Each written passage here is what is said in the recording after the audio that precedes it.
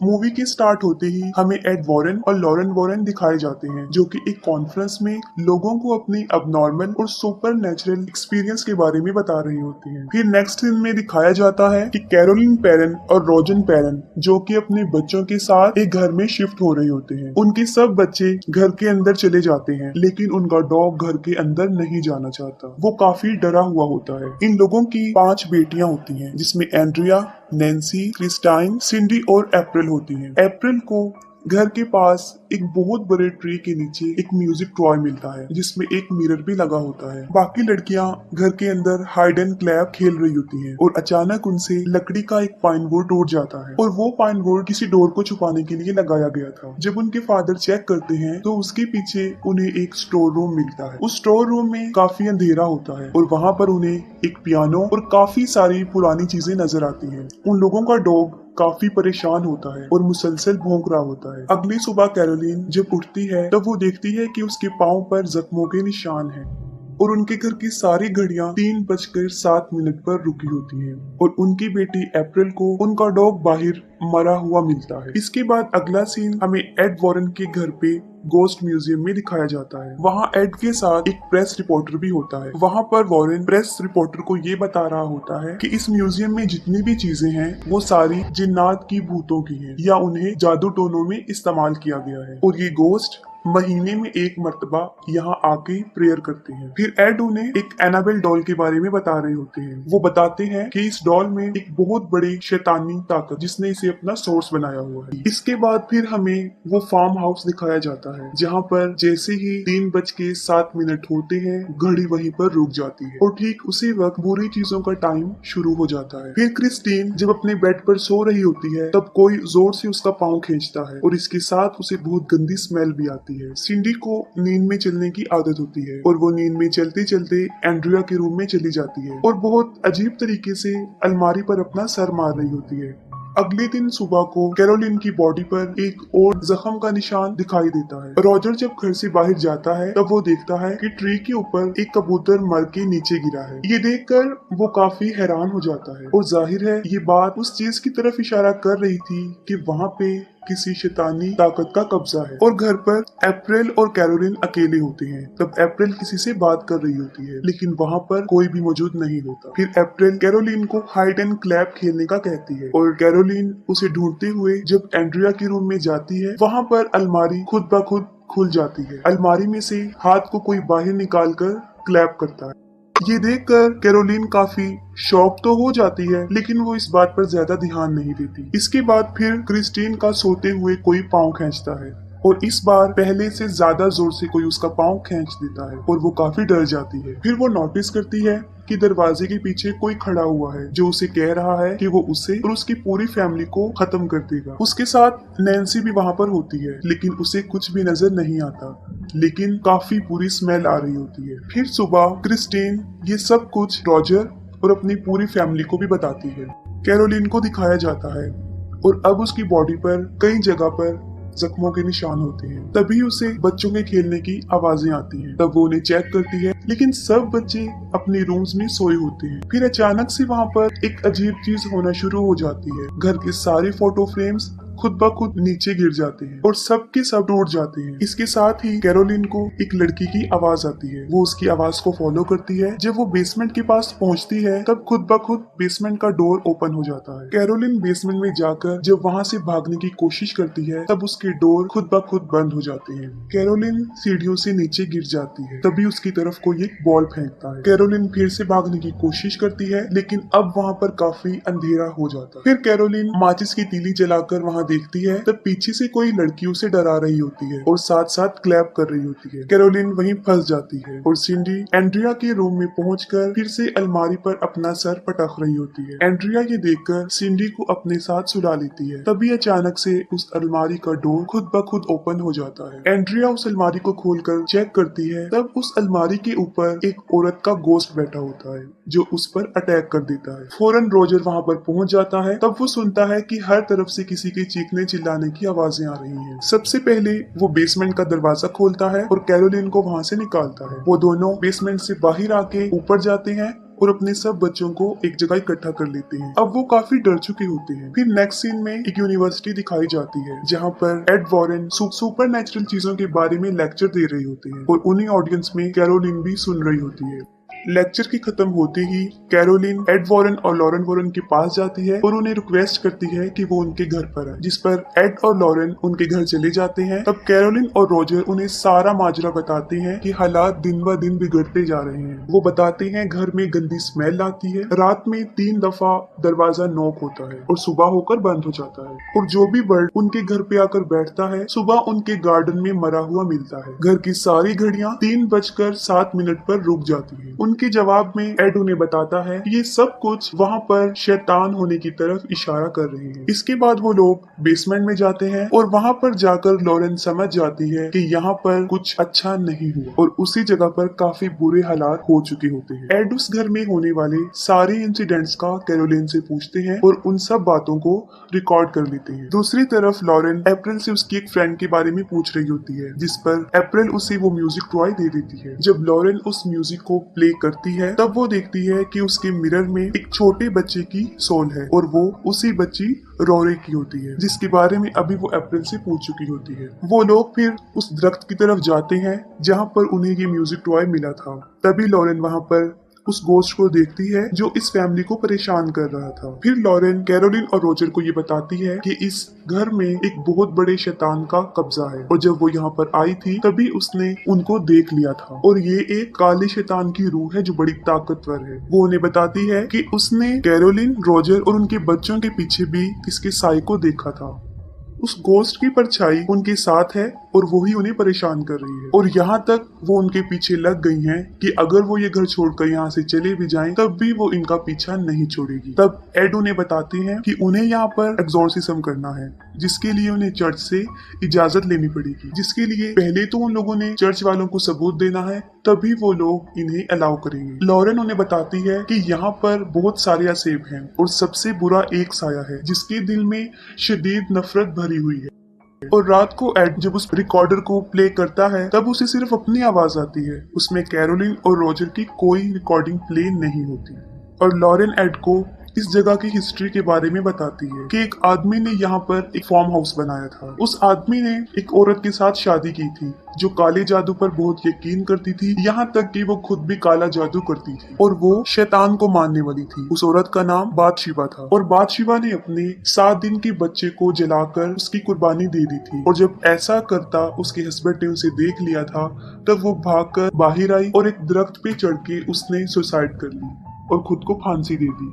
इस इंसिडेंट के बाद उस घर में कई ज्यादा डेथ्स हुई, जैसे रोरी नाम का एक बच्चा गुम हो गया था और उसके गम में उसकी माँ ने उसी घर के स्टोर रूम में सुसाइड कर ली थी। इसके अलावा उस घर की एक नेबर ने भी वहाँ पर सुसाइड की और एक बच्चे की वहाँ पर मौजूद एक तालाब डूबने से मौत हो गई थी। वो लोग जब ये बातें कर रहे होते हैं तब अचानक से प्लेयर खुद ब खुद प्ले हो जाता है और अब एड की आवाज के साथ एक गोस्ट की आवाज भी आती है जो कि काफी खौफनाक थी और उस वक्त टाइम भी 3:07 हो रहे होते हैं। अगले दिन एड और लॉरेन रॉजर के घर पे जाते हैं और सारे सबूत इकट्ठे करते हैं ताकि वो चर्च को दिखा सके।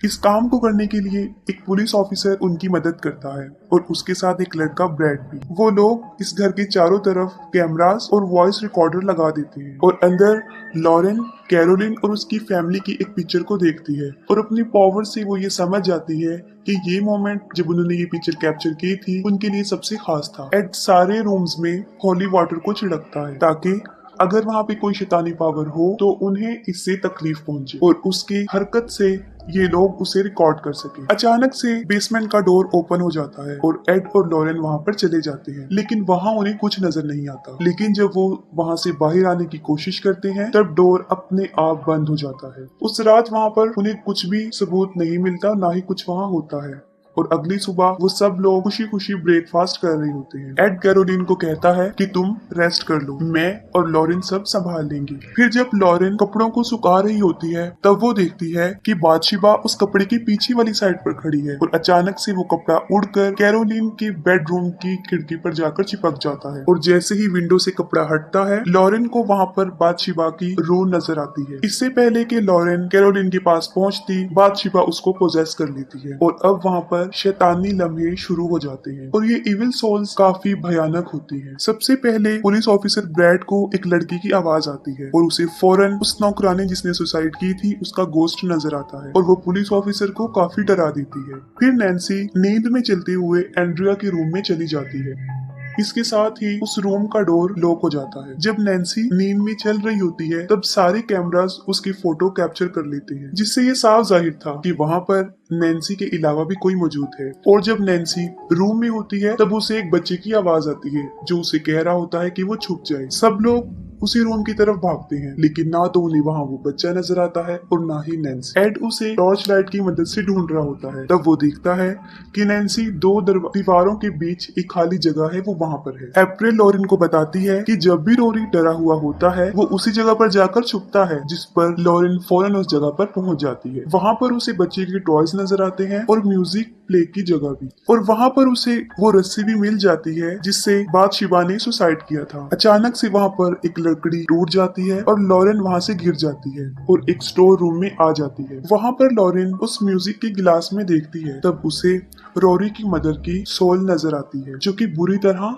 रो रही होती है। रोरी की मदर का गोस्ट लॉरेन को कहता है कि उसने उससे ऐसा करवाया था और ये कहते ही वो वहाँ से गायब हो जाती है। और वहीं पर बादशिबा का गोस्ट भी होता है जो लॉरेन को काफी डरा देता है, और जब वो वहाँ से भागने लगती है तो वो उसके गले की चेन को खींचकर पीछे की तरफ लाती है। वो लॉकेट टूटकर वहाँ गिर जाता है जो उसे उसकी बेटी ने दिया था। लॉरेन की बेटी का नाम जूडी होता है जिसमें उसकी पिक्चर भी लगी होती है। लॉरेन भागकर बाहर आती है और वो सबको बताती है कि ये बुरी परछाइयां सिर्फ माओ पर ही हावी होती है और माँ के हाथों ही उसके बच्चे की जान ले लेती है। वो उन्हें बताती है कि अब वो कैरोलिन को पोजेस कर रही है और उसकी बॉडी पर जो जख्मों के निशान है इसकी भी ये गोस्ट ही वजह है। अचानक से सारे क्रॉस जमीन पर गिर जाते हैं और नैन्सी को कोई ताकत उसके बालों से पकड़ती है और उसे इधर उधर मारना शुरू कर देती है, लेकिन वो लोग नैन्सी को बचाने में कामयाब हो जाते हैं। वो लोग इस घर को छोड़ने का फैसला कर लेते हैं, जिस पर एड रॉजर को बताता है कि ये सब कुछ वो चर्च के सामने पेश करेंगे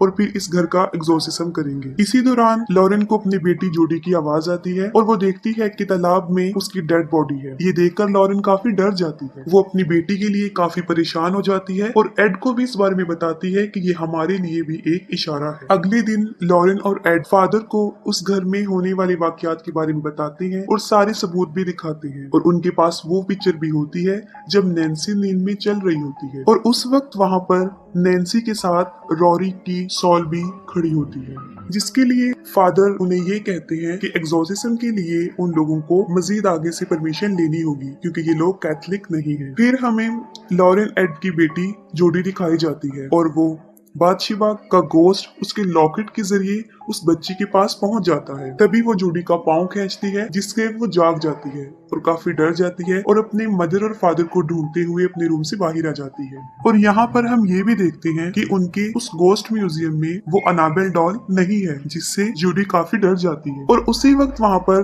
बादशिबा नजर आती है जिसकी गोद में वो अनाबेल डॉल बैठी होती है। बादशिबा जूडी को डराती है और उसे नुकसान पहुंचाने की कोशिश भी करती है, लेकिन बिल्कुल ठीक वक्त पर एड और लॉरेन वहां पर पहुंच जाते हैं और अपनी बेटी की जान बचा लेते हैं। और दूसरी तरफ कैरोलिन, अप्रैल और क्रिस्टाइन को अपने साथ कहीं पर लेकर जा रही होती है, और जैसे इस बात का रोजर को पता चलता है वो फौरन एड को इन्फॉर्म करता है। लॉरेन उसे बताती है कि वो अपने बच्चों को लेकर उस घर में जा रही है क्योंकि ये सारी शैतानी ताकतें माओ पर अपना असर जमा कर उनसे अपने बच्चे की डेथ करवाती है। और ये सब लोग दोबारा उस घर में चले जाते हैं। जैसे ही ये लोग वहाँ पर पहुँचते हैं तब कैरोलिन क्रिस्टाइन को मारने वाली होती है, लेकिन वो लोग क्रिस्टाइन को बचा लेते हैं और उसे कार में बिठा देते हैं। अप्रैल इस इंसिडेंट को देखकर काफी डर जाती है और किसी जगह पर जाकर छुप जाती है। और जब वो लोग कैरोलिन को घर से बाहर निकालने की कोशिश करते हैं तब वो गोस्ट उसको नुकसान पहुंचाने की कोशिश करता है और कैरोलिन को बाहर जाने नहीं देती। और लॉरेन फौरन समझ जाती है कि अगर कैरोलिन बाहर चली गई तो वो गोस्ट इसको जान से मार देगा, और वो शैतान कैरोलिन को खींचकर फिर से स्टोर रूम में ले जाता है। वो लोग स्टोर रूम में जाकर कैरोलिन को कंट्रोल करने की कोशिश करते हैं, लेकिन ये शैतान काफी पावरफुल होता है और उसकी हालत काफी खराब कर चुका होता है, जिससे उसे कंट्रोल में करना कोई आसान बात नहीं थी। और दूसरी तरफ वो पुलिस ऑफिसर घर में अप्रैल को ढूंढ रहा होता है। कैरोलिन किसी के भी कंट्रोल में नहीं आती और वो एक एक करके सब पर अटैक कर देती है। वो लोग कैरोलिन को एक चेयर से बांध देते हैं और उसकी हालत देखकर एड ये डिसीजन लेता है कि वो फौरन इस जगह का एग्जॉर्सिज्म करेंगे। जैसे ही एड एग्जॉर्सिज्म स्टार्ट करता है, ये शैतान यानी बादशिबा कंट्रोल से बाहर हो जाता है और वहां पर शैतानी ताकतें और पावरफुल हो जाती हैं।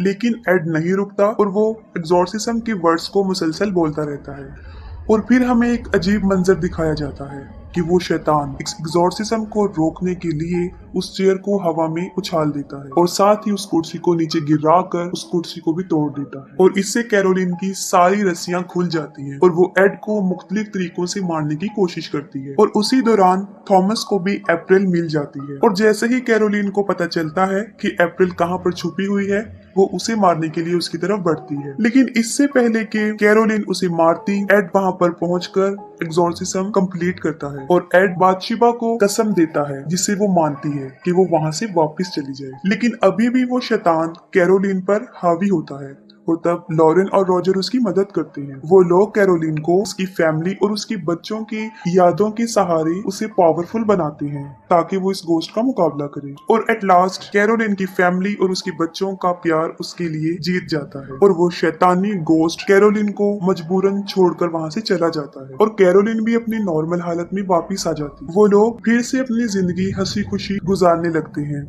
और अप्रैल लॉरेन को उसका लॉकेट उसे वापस देती है और एंड सीन में एड उस म्यूजिक प्लेयर को अपने म्यूजियम में रख देते हैं और इसके साथ ही मूवी एंड हो जाती है।